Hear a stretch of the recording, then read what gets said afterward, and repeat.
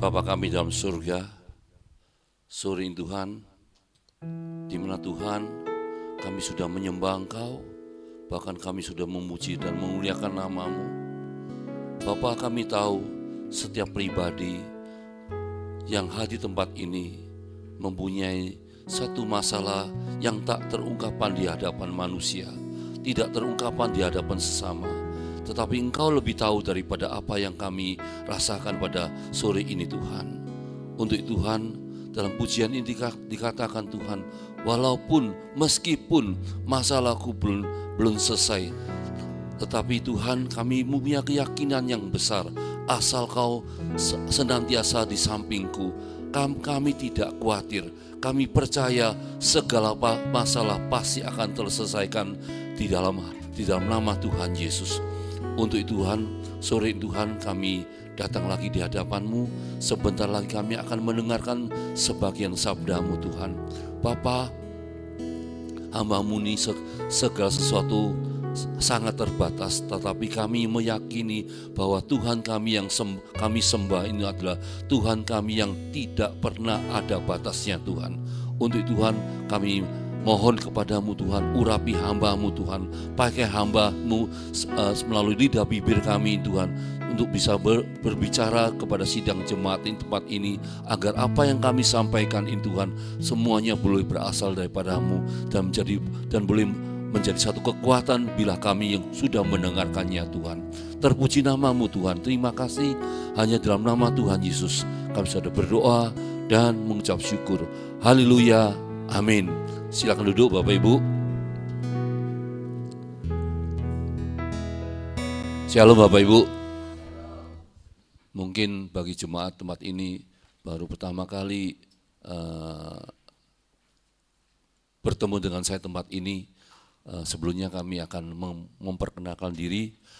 Nama kami Hengki dan kami hadir tempat ini bersama dengan istri, dan kami mempunyai 3 anak.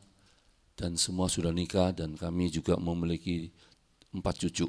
Nah, jadi pujian yang terakhir dikatakan, walaupun gunung-gunung itu tak beranjak, tak berpindah atau beranjak ya. Tetapi maksud saya ini kita bisa merenungkan, walaupun masalah tadi saya katakan tidak selesaikan atau belum disentuh sama Tuhan.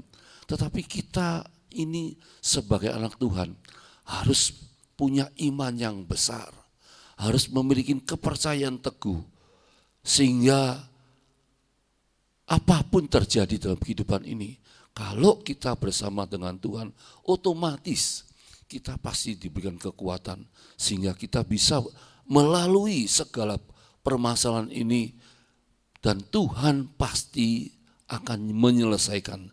Tetapi yang terjadi sekarang ini kan banyak yang mengatakan, sampai kapan doaku baru dijawab. Untuk itu saya memberikan tema sore ini, memberikan satu tema yang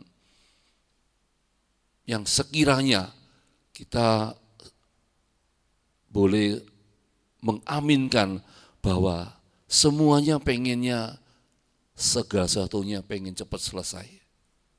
Dan judul firman Tuhan pada sore ini adalah saatnya sudah tiba.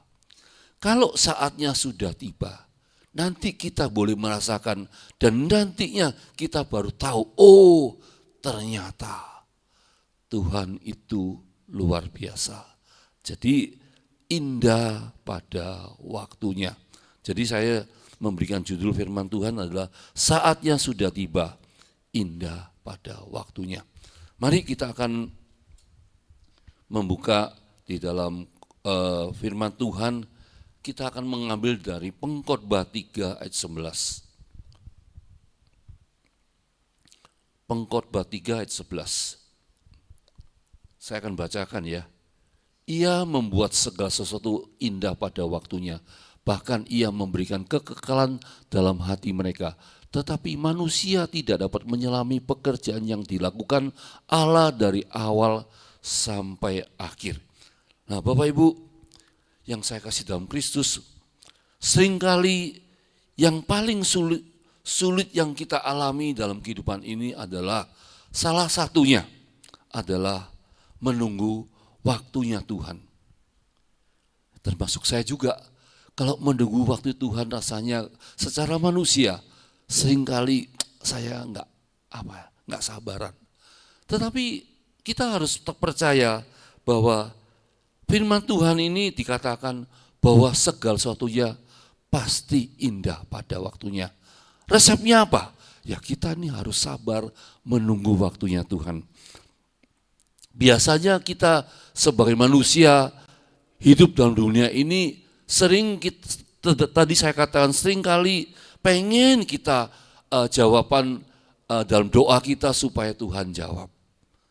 Sering kali kita berdoa pengennya dijawab secara instan. Tetapi kita harus tahu dengan cara Tuhan, dengan cara kita ini berbeda. Artinya apa? Bahwa waktunya Tuhan dengan waktu kita ini selalu berbeda. Tetapi jangan khawatir bahwa kalau belum waktunya ya kita harus sabar. Sekali lagi saya katakan harus sabar menanti janjinya Tuhan. Dan percayalah bahwa pertolongan ini segera akan dijawab. Kemudian kalau bisa kadang-kadang manusia juga pengen kalau kita doa saat ini mujizat juga terjadi saat ini juga. Bapak Ibu, kita pada berdoa hari ini tetapi seringkali jawaban belum tiba. Kita menabur air mata namun belum melihat hasilnya. Kita berharap pintu terbuka tetapi yang terlihat justru pintu selalu tertutup. Dalam keadaan ini seperti itu sering muncul pertanyaan lagi. Seperti tadi saya katakan, Engkau Tuhan di mana? Tuhan Engkau di mana? Tuhan keadaan seperti sampai kapan? Mengapa doaku belum dijawab? Apakah Tuhan masih peduli dengan kondisi kami yang sedang terjadi pada saat-saat sekarang ini? Bahwa Dia tidak pernah terlambat dan tidak pernah terlalu cepat. Segala sesuatu pasti terjadi, selalu tepat dengan waktu yang terbaik. Tapi seringkali kita tak paham maksud dan rencana Tuhan, sehingga semua membuatnya kita menjadi bimbang dan ragu. Bapak Ibu, dalam kondisi ini biasanya kalau sudah lama doa kita panjatkan pada Tuhan, kan rasanya kok belum ada jawaban dan tidak didengar oleh Tuhan. Bapak Ibu, seringkali saya bertemu dengan anak-anak Tuhan juga, Pak Hengki, saya mau tanya, sesungguhnya Tuhan itu ada apa enggak? Kenapa saya tanya, kenapa kamu bertanya kepada saya seperti itu?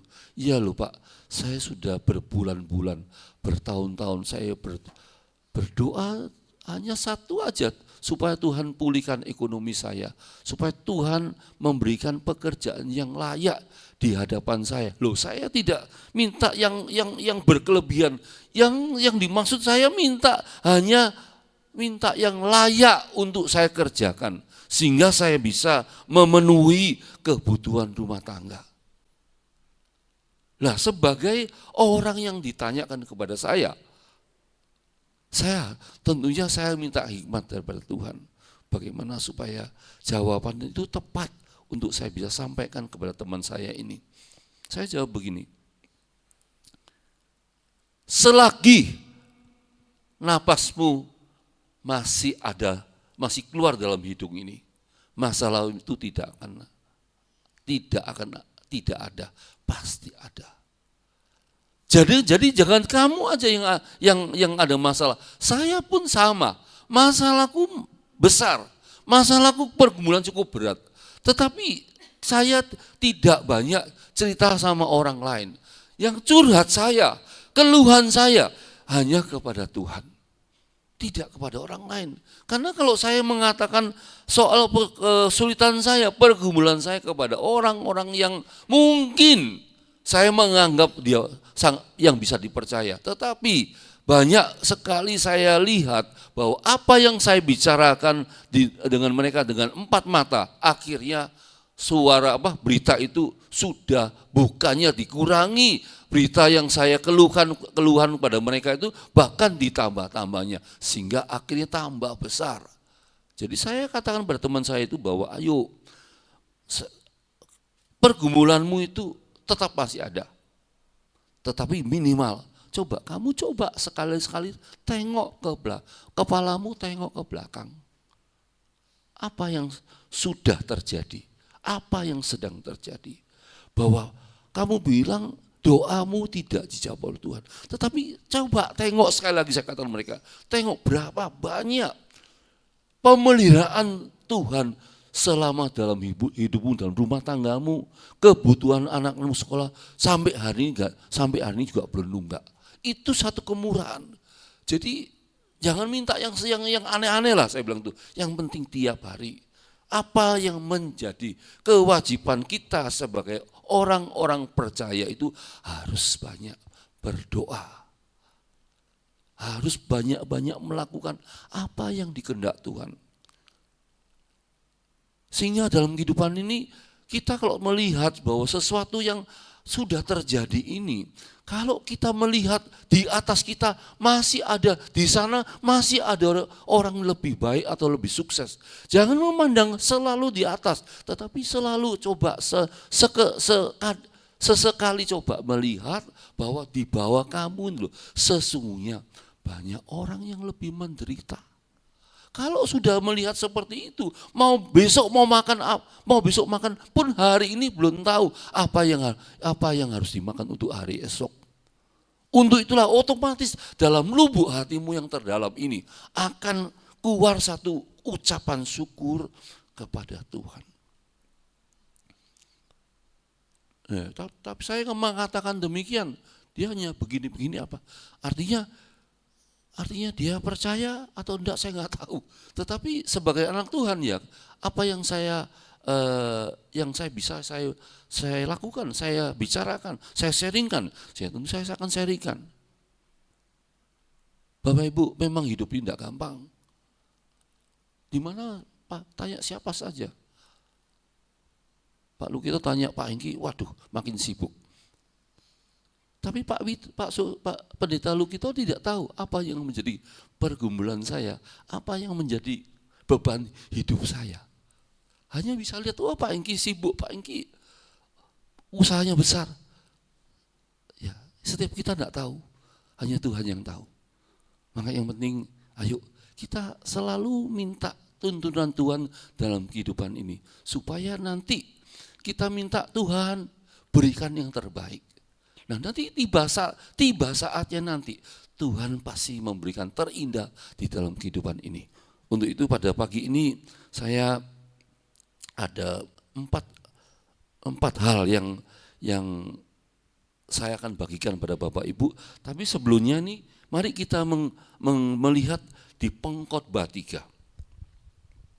Itu sangat jelas dikatakan ada waktu untuk lahir, ada waktu untuk meninggal, ada waktu untuk menanam, ada waktu mencabut yang ditanam. Jadi ada sedih, ada sukacita, itu dan lain sebagainya. Nah, jadi kita melihat sini bahwa hidup dalam dunia memang harus melalui keadaan seperti ini. Ada senang, ada seketika sedih, ada sukacita, ada duka cita. Ada yang menanam, saat menanam, ada juga saatnya menuai. Itu sudah hukum alamnya seperti itu. Jadi kita sudah tidak usah lagi banyak bertanya kepada Tuhan, Tuhan kenapa begitu, kenapa begini. Jadi jangan, itu memang sudah kondisi alam dunia seperti ini. Jadi kita sebagai anak Tuhan harus minta hikmat kepada Tuhan. Tuhan, walaupun ada saatnya menanam, walaupun ada saatnya kita mencabut atau menuai, tetapi yang pasti selama kita menanam, selama kita menuai, Tuhan beserta kita. Amin, Bapak Ibu. Saya memberi satu ilustrasi. Bapak Ibu tahu petani kan? Petani itu tidak akan mengeluh apabila hari ini dia menaburkan benih tanaman di dalam ladangnya. Dia tahu bahwa benih yang ditanam ini kapan dia akan tumbuh, kapan dia akan panen, kapan dia akan menuai. Tetapi sebaliknya enggak mungkin ada petani mengatakan, hari ini saya tanam benihnya, seminggu lagi akan panen. Itu kan petani gila, petani yang sedang enggak wajar. Jadi artinya apa? Kalau kita tahu seperti ini, apapun terjadi, apapun masalah yang sedang terjadi itu, kita harus melalui proses. Bapak Ibu, namanya proses itu tidak enak. Perlu pengorbanan waktu, perlu pengorbanan apapun. Itu namanya proses Bapak Ibu. Ya, yang pertama saya akan saya akan bicara mengenai apa? Yang pertama adalah Tuhan memiliki waktu untuk segala sesuatu. Jadi yakinilah bahwa pertama ini Tuhan memiliki waktu untuk segala sesuatu. Kita harus mengatakan amin. Amin. Nah, kita ambil dari Mazmur 18 ayat 31. Mazmur 18 ayat 31. Adapun Allah jalannya sempurna. Janji Tuhan adalah murni. Dia menjadi perisai bagi semua orang yang berlindung padanya. Jadi saya katakan setiap orang pernah mengalami masa menunggu. Tadi saya katakan hari ini berdoa, kapan Tuhan jawab belum tahu. Hari ini berdoa, minta Tuhan tolong mujizat seketika itu. Minta doa supaya Tuhan jawab doa secara insan. Itu tidak ada Bapak Ibu. Di dalam pekerjaan yang kita alami sebagai pengusaha itu ya sama. Prinsipnya gini. Kalau kita bekerja, usaha apapun, apalagi itu usaha yang kita buka, yang kita tidak tahu ke depannya ini rame atau sepi. Tetapi kalau kita ini nggak mau sabar, nggak mau ulet, nggak mau tekun, tekun dalam bidangan yang dikerjakan itu, pasti tidak akan berhasil. Saya pernah bilang sama Bapak Ibu, Bapak saya dulu buka toko. Dia kadang-kadang mengingatkan saya aja. Kemudian hari, kalau kamu buka toko atau usaha apapun, masa transisi itu selama 6 bulan itu pasti akan terjadi. Jadi tidak bisa buka toko hari ini lalu banyak pembeli yang datang untuk beli daganganmu itu. Jadi kita harus sabar menunggu, sabar menanti, terutama juga pelayanannya dalam usaha kita. Artinya apa? Kita harus ulet, kita harus tekun, kita harus memberikan servis terbaik kepada calon pembeli atau pembeli yang lainnya. Tujuannya apa? Kalau kita bisa melewati masa transisi selama 6 bulan itu, setelah itu kalau kita baru bisa melihat bahwa ini sesungguhnya usaha ini loh. Ini kalau sudah seperti kereta api sudah memasuki rel dalam kereta api itu, maka kita tinggal jalan, kita dorong sudah bisa jalan. Jadi usaha apapun kita perlu keulatan. Nah, makanya daripada itu saya katakan kita diingatkan bahwa Dia memiliki waktu untuk segala sesuatu. Jadi jangan melangkah mendahului Tuhan. Itu sulit. Jadi ini sudah sangat jelas dikatakan. Firman Tuhan mengingatkan bahwa Dia memiliki waktu untuk segala sesuatu. Atau seringkali tidak mengerti. Artinya janji Tuhan adalah murni. Dikatakan firman Tuhan, janji Tuhan adalah murni. Janji Tuhan adalah sejati. Jadi bukan abal-abal. Tapi yang seringkali yang membuat kita tidak sabar ini ya kita sendiri yang menjalani kehidupan ini. Firman Tuhan sangat jelas dikatakan, firman Tuhan adalah murni. Jadi tidak sampai tercemar oleh apapun. Waktu Tuhan tidak pernah terlambat dan tidak pernah terlalu cepat. Saat kita menunggu berarti Dia tidak pernah mengabaikan. Tuhan sedang membentuk karakter yang menguatkan iman dan mempersiapkan kita menjadi umatnya. Dalam arti gini, kalau kita sedang menunggu, kalau kita menunggu ya sabar menunggu. Tapi Kalau kita sudah sabar menunggu apa yang menjadi kewajiban kita yang kita dikatakan mau menunggu, ya kita sabar. Apa yang menjadi kehendak Tuhan, apa yang maunya Tuhan, apa yang jadi perintah Tuhan, kita lakukan. Apa yang kita pertama? Doa. Membaca Alkitab. Itu sudah tidak lagi saya banyak bicara tentang hal ini. Kalau yang ketiga, mengucap syukur. Atau lagi melakukan kehendak Tuhan. Gak apa-apa, pokoknya kalau kita sudah melakukan 4 hal ini, maka segala sesuatu kita tidak punya khawatir. Kita pasti punya punya satu kesabaran untuk menanti janjinya Tuhan. Banyak mengatakan kapan? Bapak Ibu. Jangan tanya di hadapan Tuhan, kapan Tuhan? Tapi tanya, Tuhan, selagi Tuhan izinkan pergumulan terjadi dalam kehidupan ini. Mari kita katakan, Tuhan berikan kami kemampuan, berikan kami kekuatan untuk kami bisa melakukan di masa-masa sulit ini.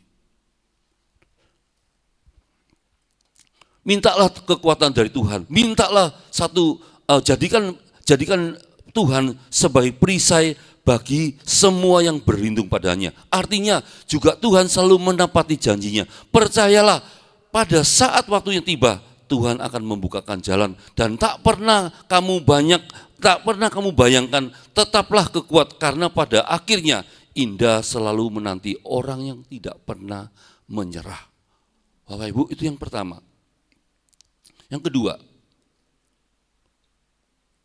Yang kedua ini adalah Tuhan tidak pernah terlambat.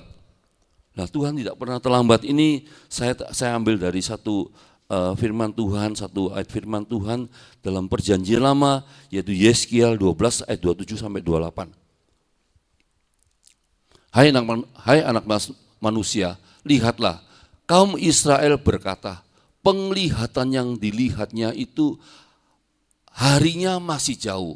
Nubuat yang diucapkannya waktunya masih lama. Bapak Ibu, kita teringat ini katakan bangsa Israel yang kita tahu dan kita tahu pasti bahwa terkenal bahwa tegar tengkuk, artinya keras kepala. Kalau orang masa kini mengatakan kepala batu. Jadi ini kata-kata, lihatlah kaum Israel berkata penglihatan yang dilihatnya itu harinya masih jauh. Bapak Ibu, kita sebagai anak Tuhan, dalam situasi apapun, kita jangan mengatakan bahwa Tuhan masih jauh. Artinya apa?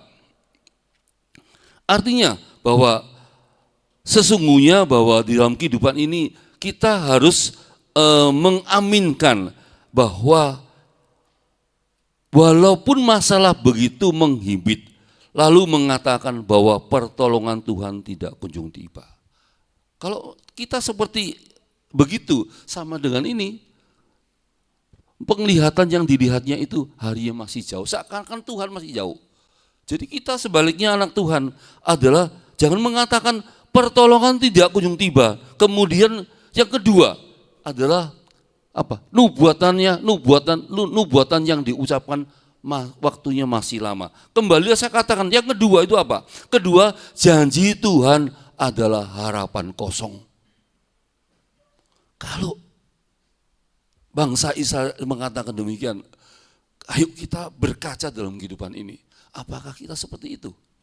Mengatakan seperti ini. Tadi saya katakan yang pertama, masalah itu menghibit, lalu mengatakan bahwa pertolongan tidak kunjung datang. Yang kedua saya katakan janji Tuhan adalah harapan kosong. Saya mengatakan ayo kita mengaminkan, kita harus katakan jangan hitung kesusahanmu, tetapilah hitunglah kebaikan Tuhan.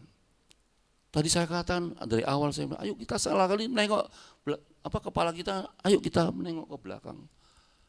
Kita boleh melihat bahwa pertolongan Tuhan yang sudah terjadi dalam kehidupan selama ini loh, sudah kita tidak bisa hitung berkat-berkatnya Tuhan yang sudah kita terima.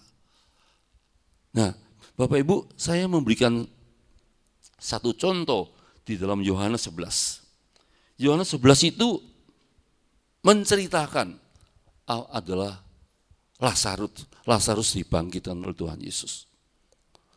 Kita melihat sini bahwa saudaranya kakaknya dari Lazarus itu adalah Marta dan Maria tinggal di Betania. Itu hubungannya sangat kental atau sangat baik dengan Tuhan Yesus. Suatu hari, saya singkat ceritanya, suatu hari adiknya Marta dan Maria itu sakit. Dan sakitnya sakit keras pada waktu itu. Nah, sakitnya tidak seperti zaman sekarang ini, medis segala sesuatu amat sangat canggih. Tetapi pada waktu itu hanya melalui tabib, mungkin dari obat tradisional dan sebagainya. Tetapi dia tahu, Marta dan Maria itu tahu bahwa Tuhan Yesus itu tidak terlalu jauh dari kota Betania pada waktu itu. Lalu apa yang terjadi? Mungkin loh ya, Maria dan Marta mengutus temannya itu untuk mencari Yesus dan tanya sama Yesus dan ngomong sama Yesus, adik saya Lazarus itu lagi sakit keras, tolong datang. Kan intinya seperti itu. Tetapi apa jawab Yesus? Waktu saya belum tiba. Jawabnya singkat, waktu saya belum tiba. Kemudian apa yang terjadi? 4 hari kemudian Yesus baru datang. Tetapi pada saat datang 2 hari sebelumnya Lazarus sudah meninggal. Otomatis Marta dan Maria sudah kehilangan harapan. Sudah tidak ada harapan, orangnya sudah mati kok. Intinya apa? Intinya apa? Bahwa mujizat sudah tidak mungkin terjadi. Kemudian harapan sudah habis. Tetapi kita harus mengamati, bagi Yesus tidak ada barang terlambat. Kita boleh melihat di Lukas 1 ayat 37. Dikatakan tidak ada barang mustahil. 4 hari kemudian Yesus datang ke kota Betania. Ya, tadi saya katakan secara manusia, buat apa datanglah, baru sekarang datang, sudah terlambat.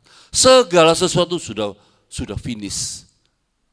Tidak ada yang bisa memberikan pertolongan. Tetapi Tuhan, di dalam Tuhan katakan tidak ada barang mustahil. Yesus datang pada hari itu apa? Cuman gampang. Yesus melangkah kaki berjalan mendekati makam si Lazarus itu. Tidak banyak mengatakan, tidak banyak kata-kata. Cuma kata, marilah, keluar. Lazarus keluar. Dan Lazarus bangkit. Apa yang dianggap manusia terlambat, ternyata bagi Tuhan adalah waktu terbaik untuk menyatakan kemuliaannya. Supaya apa? Pada waktu Lazarus dibangkitkan oleh kuasa Yesus sendiri, supaya orang sekitar atau masyarakat sekitar bisa melihat bahwa ternyata Tuhan bisa melakukan orang mati bisa dibangkitkan. Otomatis kalau zaman sekarang, orang pasti akan melihat mujizatnya sehingga orang sekitar sana boleh percaya kepada Yesus dan memuliakan nama Tuhan. Mungkin hari ini saya katakan ekonomimu sedang bermasalah, keluargamu belum dipulihkan, pelayananmu terasa berat, sakit penyakitmu belum disembuhkan, doa belum dijawab. Jangan dulu menyerah. Apa yang menyimpulkan, apalagi menyimpulkan bahwa Tuhan segala sesuatu sudah terlambat. Bahwa tadi saya katakan berapa hal ini, mari. Mungkin di antara salah satu kita yang kita gumulin, tidak apa-apa. Saya katakan selagi kita ada pergumulan, kita jangan lari kepada Yesus. Katakan asal Tuhan di sampingku, segala sesuatu pasti beres. Waktu Tuhan, sekali lagi saya katakan berbeda dengan waktunya manusia. Ketika waktunya tiba, Tuhan pasti dapat melakukan sesuatu di luar nalar kita. Bapak Ibu, saya mau bersaksi ya. Bersaksi ini, makanya saya membawa tema ini, saya akan bersaksi sesuai dengan tema yang ada ini. Saya 21 tahun yang lalu meninggalkan kota Denpasar. Kami masuk Pandaan ini tidak punya pemikiran yang muluk-muluk jadi bos, jadi seorang pengusaha kecil-kecilan, enggak. Kami masuk kota Pandaan hanya sebatas jadi karyawan. Dalam benak saya tidak pernah berpikir kemudian hari suatu ketika saya bisa jadi owner. Saya tidak pernah. Ya, dengan berjalannya waktu saya setia sama Tuhan. Pergumulan apa yang sedang saya gumuli, tetap saya jalan. Dan apa yang terjadi? Setelah saya kerja 18 tahun di perusahaan itu, membangun dari tidak ada sampai segala satunya ada. Dan saya waktu itu pun saya belum pernah dalam benak saya, suatu ketika saya akan jadi owner, saya akan jadi bos, enggak. Saya ada pemilik perusahaan, enggak. Cuman ya saya hanya jalanin apa yang menjadi maunya Tuhan, apa yang menjadi perintah Tuhan. Ayo Hengki, minggu depan ini main di mana? Minggu depan main pedesaan Pak. Iya, saya akan kata Tuhan saya siap. Karena saya tahu dalam kehidupan ini Tuhan sudah banyak tolong kepada saya. Dalam kehidupan kami sebagai keluarga, rumah tangga, kemudian anak-anak saya bisa mandiri, kemudian Tuhan memberikan apa yang menjadi kebutuhan kami, bukan keperluan kami, kebutuhan Tuhan sudah cukupkan. Itu dengan usia saya itu waktu itu 18 tahun, 68. Saya mengatakan Tuhan, saya enggak ada alasan untuk mengatakan Tuhan saya sibuk. Tuhan nanti dulu. Tuhan kalau ada waktu. Saya tidak berani mengatakan demikian. Kalau saya melihat jadwal saya kosong, saya selalu mengatakan saya siap. Karena kenapa saya mengatakan saya selalu siap? Karena saya tadi sekali lagi saya katakan, saya menengok ke belakang. Tuhan, pertolongan Tuhan sudah tidak bisa kami ukur dengan apa yang kami terima ini. Tidak sebanding. Bapak Ibu, sesungguhnya ayo dengan usia tahun ini 70 tahun saya ini, sekali lagi waktu tidak banyak lagi. Saya mengatakan teman-teman ini loh, orang boleh mengatakan saya ini sudah lansia, tapi semangat saya dalam melayani pekerjaan Tuhan saya seperti orang yang umur 20 tahun, 25 tahun. Saya tidak pernah menyerah dalam apapun. Pokoknya Tuhan jangan meninggalkan saya, gitu aja. Dan saya pun tidak boleh meninggalkan Tuhan. Selama Tuhan menyertai saya, apapun saya lakukan, Tuhan pasti berhasil. Nah, jadi setelah kami 18 tahun bekerja di perusahaan ini, ternyata manajemen mengatakan saya ini mungkin usia 68 sudah nggak bisa dipakai lagi. Orang banyak mengatakan, oh ya Pak Hengki lah, wajar lah perusahaan kalau istilahnya Pak Hengki harus mengundurkan diri karena usia 68. Ya dimanapun akan terjadi seperti itu. Tetapi satu hal, saya tahu di balik semuanya itu Tuhan punya rancangan yang lebih baik. Dan saya selesai keluar, tepatnya 8 November, keluar. Apa yang terjadi Bapak Ibu? Tetap saya percaya, pertolongan Tuhan tidak pernah tidak ada. Walaupun waktu itu saya merasa bahwa kok begitu, kok begini. Enggak, tetapi kalau Tuhan selagi megang tangan saya yang lemah ini, Tuhan pasti memberikan saya rancangan-rancangan yang lebih baik. Artinya apa? Saatnya belum tiba, saya belum keluar. Tapi saatnya momen yang terindah, momen yang tepat, saya keluar dari perusahaan ini di usia 68 tahun. Dan selanjutnya, rancangan yang penuh dengan harapan. Kita ambil dari Yeremia 29 ayat 11. Jadi rancangan yang Tuhan berikan pada saya untuk ke depannya Indo. Rancangan-rancangan yang bukan harapan saja. Ini dikatakan penuh dengan harapan. Amin Bapak Ibu. Nah sejak itu saya merintis satu pekerjaan. Entah itu besar atau kecil.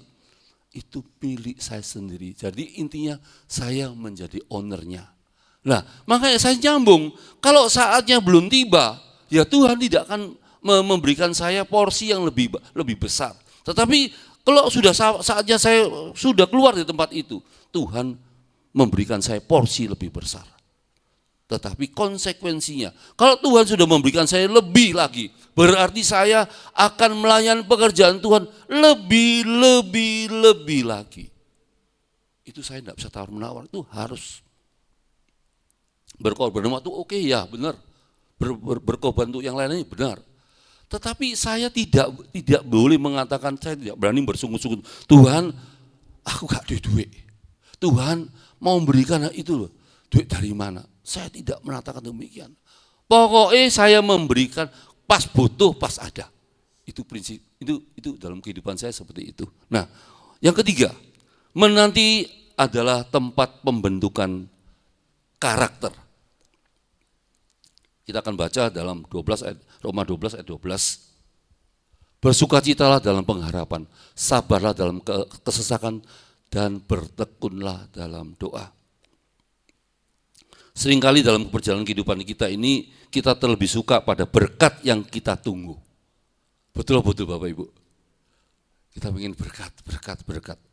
Tetapi sesungguhnya, kalau kita cari dulu kerajaannya terlebih dahulu, maka yang lain-lainnya Tuhan pasti bonus. Nah kalau mau berkat sesungguhnya, apakah kita ini sudah betul-betul mendahului Tuhan dari segala sesuatu? Kalau belum, ya jangan nyalakan Tuhan. Berarti kita harus lebih betul-betul sungguh-sungguh melayani Tuhan atau melakukan kehendak Tuhan. Itu prinsip dalam kehidupan saya ini. Makanya istri saya mengatakan, ojo ngoyo-ngoyo kerja. Tuhan itu loh, sudah menolong kita sedemikian rupa. Harus bisa berbagi waktu untuk keluarga, untuk Tuhan. Makanya saya terus terang dalam kehidupan ini, walaupun usia 70 tahun ini, banyak orang masih mengatakan pada saya, Pak Enggi ini orangnya maniak kerja. Kalau sudah kerja, lupa waktu. Memang begitu Bapak Ibu. Tadi loh, waktu kesini jam 3 sudah ngoyak-ngoyak saya. Jangan terlambat, nanti sana macet loh, terlambat loh. Padahal saya masih kerja. Ya akhirnya 3:30 saya harus, jam 4 kurang berapa nih? Kurang 10 atau berapa saya sudah meninggalkan tempat kerja saya. Ya walaupun kerjaan itu di dalam perjalanan, jadi dia tahu bahwa kalau kondisi seperti ini, kerjaannya belum sampai jam 6:30, berarti belum final. Jadi dia jadi driver saya. Jadi saya masih telepon. Nah itu memang kondisi kami seperti itu. Tetapi kami tetap meyakini kalau kita sudah bekerja, kita harus tahu diri. Kita harus bisa berbagi waktu untuk Tuhan. Pak Lu kita bilang, Pak Enggi layani bulan ini di hari Sabtu tanggal 22 jam 5. Saya tidak mengatakan, nah iso Pak Enggi, Pak Lu kita aku sibuk. Gak bisa. Sabtu karena Sabtu saya juga masih kerja Pak Lu kita. Tetapi saya tidak bisa mengatakan, aku megawe Pak Lito, sorry Pak Lito, aku sibuk, tidak bisa. Kalau waktunya Tuhan ya kita harus bisa berbagi. Tujuannya apa? Di mana kita berada, paling tidak bisa bisa jadi berkat banyak orang. Kedua, kita juga jadi bisa memuliakan nama Tuhan. Di Kejadian 37, ada seorang tokoh yang luar biasa, namanya Yusuf.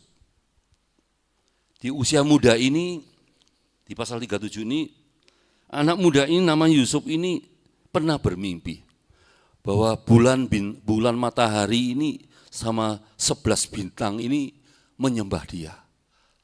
Tapi bapaknya Yusuf tahu nama Yakub, dia hanya simpan dalam hati. Tetapi sesungguhnya ini matahari bulan itu menunjukkan bahwa ibu dan bapaknya. 11 bintang itu menunjukkan kakak dan adik saudara-saudara yang lainnya. Tetapi ini menjadi satu ingatan bagi Yakub.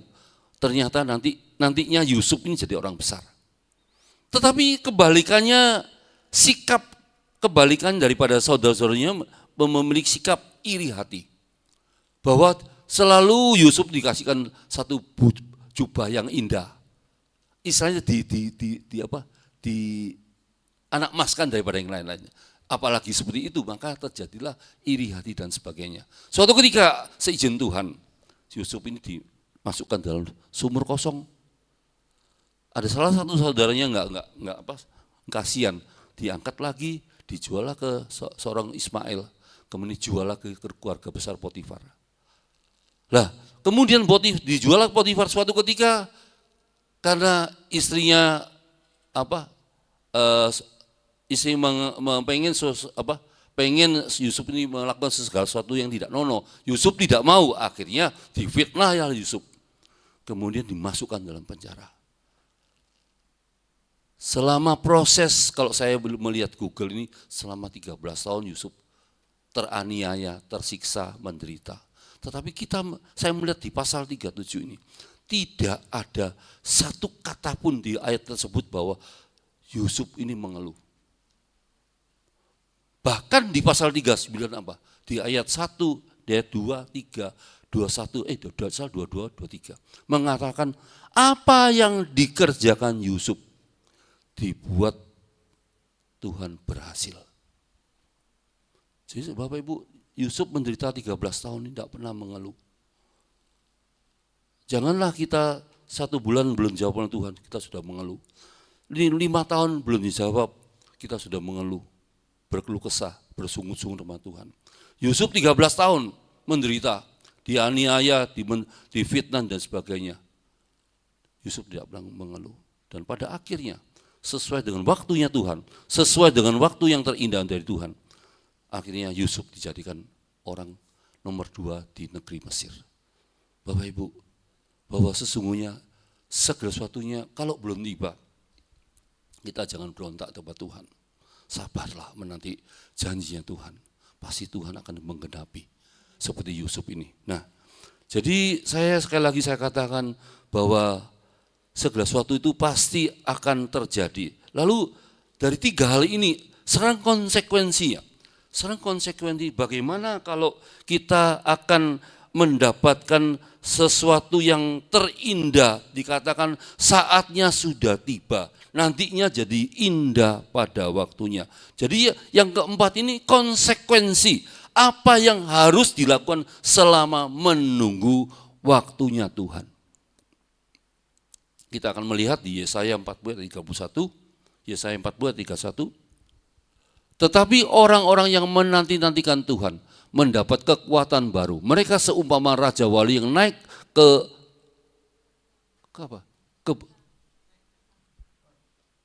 bekerja. Jadi gini, saya akan mendapat kekuatan baru. Mereka seumpama raja wali yang naik terbang dengan kekuatan sayapnya. Mereka berlari dan tidak menjadi lesu. Mereka berjalan dan tidak menjadi lelah.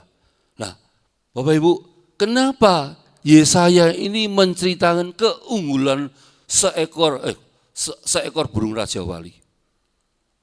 Keunggulan burung raja wali adalah satu, bahwa dia peka dengan apa yang dilihat di matanya. Dalam arti apa? Kalau di depan seekor burung raja wali itu melihat di depan ada awan-awan yang istilahnya membuat dia akan badai dan topan yang akan melanda di dalam bukan perjalanannya, di dalam terbangnya raja wali itu. Dia akan naik satu level lebih tinggi. Artinya apa? Kita sebagai orang percaya harus kita belajar seperti burung raja wali ini. Artinya apa? Kita kalau ditempah atau memiliki pergumulan yang besar, kita sebagai anak Tuhan jangan melihat besarnya masalah. Kita harus mengatakan, Tuhan, meskipun masalahku masih ada, tapi saya tahu kalau bersama Tuhan, saya harus naik satu level lebih tinggi. Seperti burung raja wali, dia akan naik di atas awan-awan lagi. Tujuannya cuma satu, dia tidak akan melawan badai yang akan datang itu, atau awan-awan yang penuh dengan topan itu. Nah, kita percaya bahwa sesungguhnya kita belajar dari burung raja wali ini bahwa ujian yang paling berat pun, namun Tuhan tidak bekerja dengan waktu kita. Dan kita tahu kalau kita bersama Tuhan, kita akan naik level, yaitu melalui doa, melalui penyembahan, melalui kita baca Alkitab, melalui kita bersyukur kepada Tuhan. Maka kita otomatis akan naik level yang lebih tinggi. Dan nantinya kita akan melihat bahwa pada sesungguhnya masalah itu tidak ada apa-apanya. Kalau kita sungguh-sungguh percaya bahwa Tuhan kita beserta kita. Artinya apa lagi? Saya katakan bahwa kalau kita melakukan seperti ini, berarti kita sama dengan kita menghadap masalah besar itu, kita dalam nama Tuhan Yesus, maka masalah itu akan mengecil dan kita bersama Tuhan lagi. Masalah itu yang kecil jadi tidak ada. Kita harus seperti itu Bapak Ibu. Kalau kita selalu memandang masalah itu selalu ada, kita pandang terus menerus, maka masalah itu akan lebih besar lagi. Sehingga dengan masalah itu kita akan tertelan. Maka saya katakan, walaupun saya katakan dalam hati saya itu, Pak Lukito tidak tahu masalah saya, tetapi saya tahu masalahku boleh ada. Tapi kalau saya bersama dengan Tuhan, masalah itu bisa berlalu. Percayalah bahwa sesungguhnya kita anak Tuhan memang harus seperti itu. Jadi harus berusaha oleh kekuatan dari Tuhan. Apa yang harus kita ambil menunggu waktu Tuhan yang Tuhan siapkan bagi kita. Kita tetap aktif melakukan aktivitas. Jangan malas, jangan mudah putus asa. Tetap semangat, tetap berbuat baik, tetap percaya sambil hati kita tertuju kepada Tuhan dan ucaplah syukur pada Tuhan. Iman bukanlah percaya setelah melihat.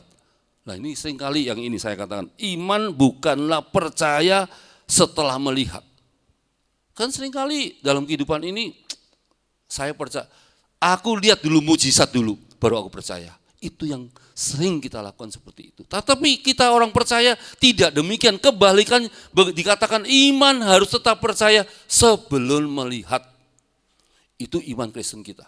Iman yang sesungguhnya yang kita harus kita pahami benar-benar.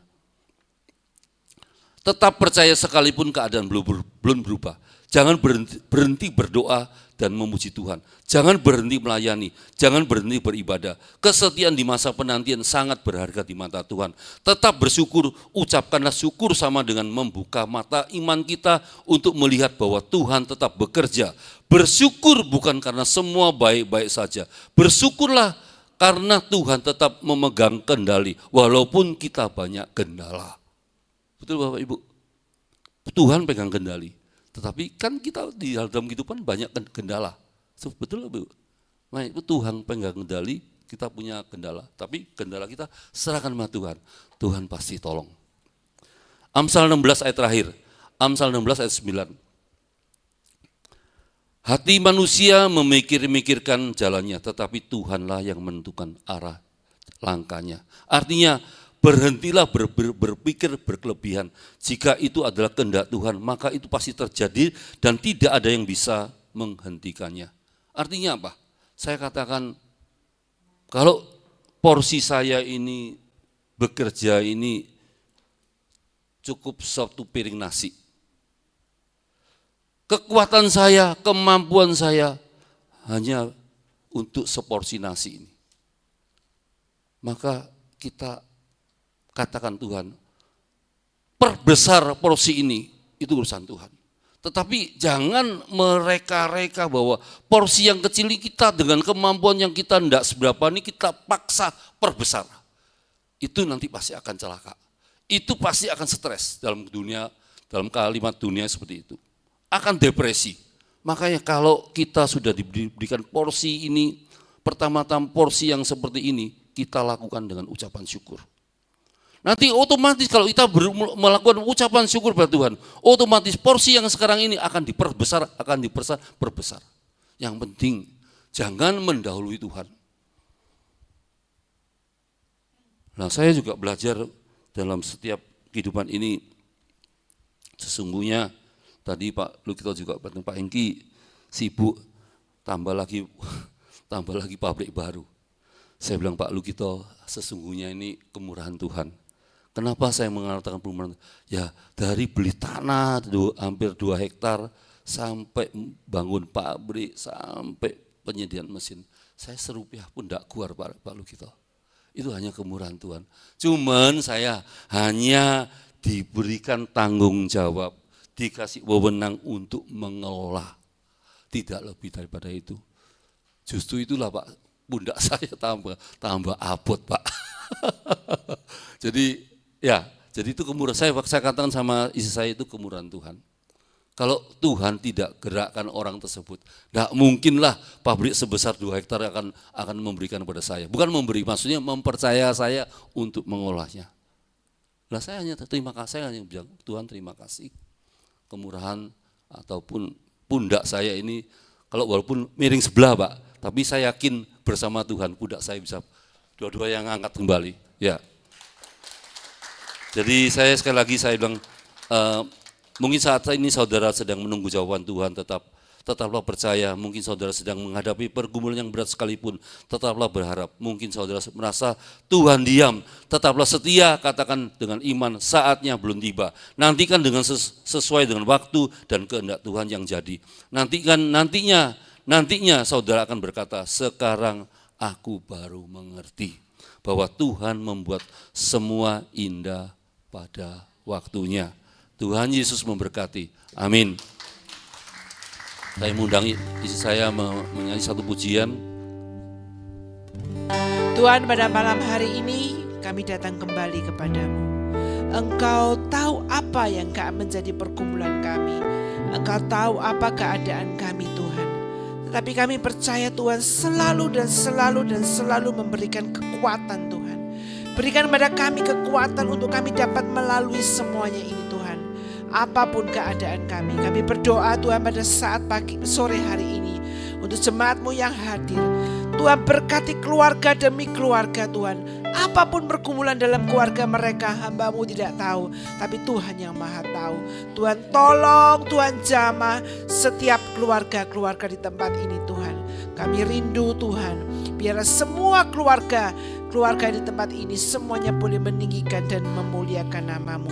Kami juga berdoa untuk Pak Lukita sekeluarga yang sudah memberikan semuanya untuk kemuliaan nama-Mu. Tuhan berkati, Tuhan tolong, Tuhan beri kekuatan Tuhan. Hamba-Mu tahu melayani Engkau tidak mudah Tuhan, tapi kami tahu Tuhan terus sehari demi sehari Tuhan beri kekuatan kepada Pak Lukita dan keluarganya. Tuhan pakai gereja ini memenangkan jiwa-jiwa baru. Tuhan pakai gereja ini hanya untuk kemuliaan nama-Mu. Pakai Pak Lukito, sembunyikan dia di balik salib-Mu, pakai dia makin heran makin hari Tuhan.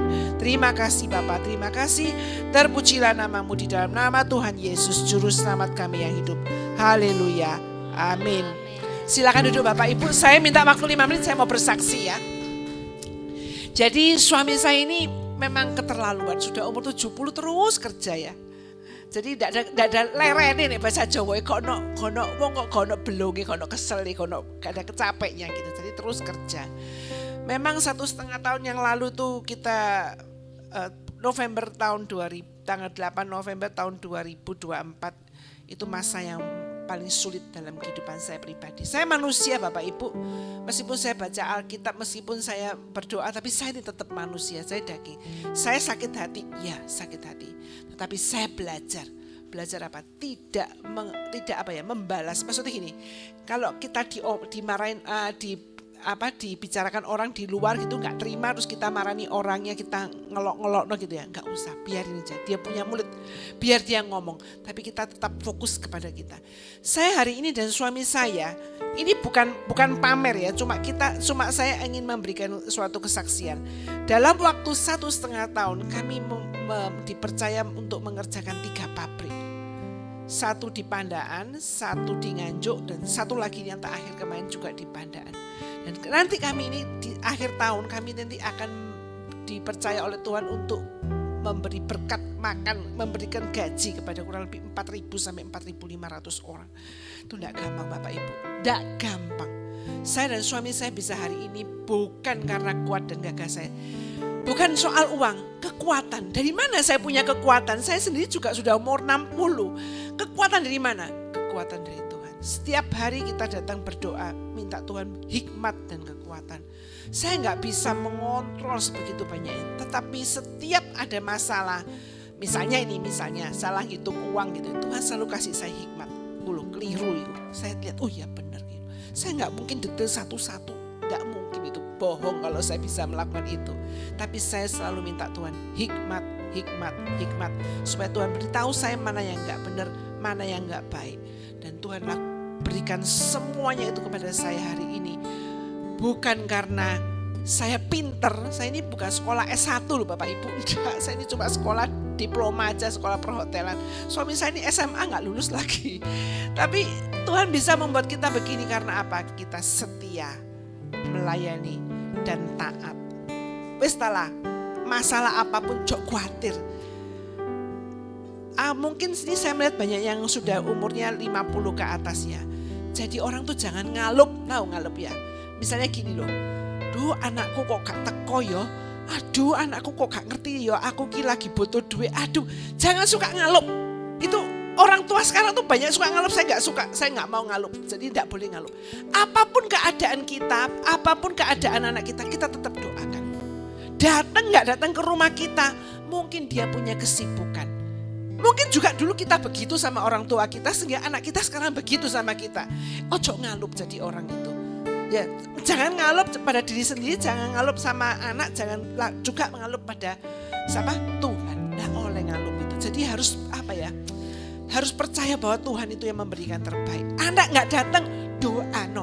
Anak gak kei duit, gak popo doa no, atau ojo ngalup bahasanya. Saya gak suka kalau dengan orang tua bilang, Puciosen tidak menghormati orang tua, tidak datang, tidak menghormati orang tua, tidak memberikan uang. Dulu di sekolah no, sekarang gak ngasih duit. Jangan Bapak Ibu, jangan. Begitu kita mengatakan itu berarti kita mendoakan yang jelek terhadap anak kita. Wis gak usah. Anak memberi berapa diterima, anak gak memberi didoakan. Anak datang puji Tuhan, anak gak datang tetap didoakan. Mereka punya kesibukan, punya masalah yang gak mungkin kita tahu. Saya punya banyak masalah tapi saya tidak pernah menceritakan kepada mama saya. Satu kalimat pun. Saya sakit saya gak pernah ngomong. Suami saya masuk rumah sakit saya juga gak ngomong mama saya. Anak saya sakit saya gak ngomong mama saya. Percuma saya ngomong mama saya juga bisa apa. Mama saya tambah ngomel-ngomel, tambah kepikiran, tambah stres. Dia tambah sakit nanti. Lebih baik saya gak ngomong tapi saya bawa di dalam doa. Oke, itu kesaksian saya. Tetap semangat, jangan mundur, jangan pantang menyerah. Apapun keadaan kita, pasti Tuhan buka jalan. Amin. Dan kesaksian saya, Tuhan Yesus memberkati. Haleluya, haleluya.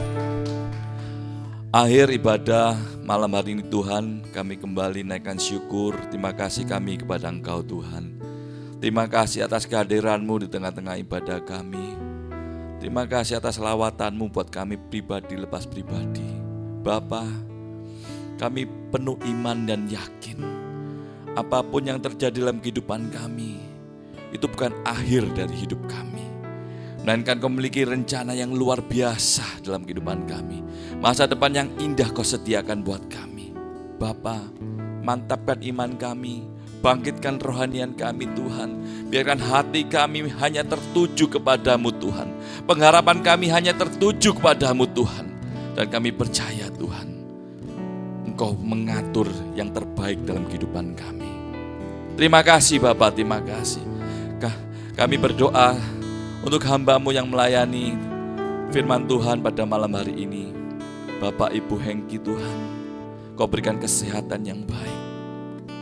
Kau berkati keluarganya, Kau berkati pekerjaannya Tuhan. Kami yakin dan percaya Kau punya rencana yang luar biasa buat keluarga ini Tuhan. Teristimewa Kau pakai Tuhan sebagai alat-Mu Tuhan. Berkati pelayanannya dimanapun hamba-Mu berada. Kiranya berkat-berkat itu tercurah dalam kehidupannya Tuhan. Terima kasih Bapak, terima kasih. Kami juga berdoa untuk pelayan-pelayan Tuhan yang ambil bagian pada malam hari ini.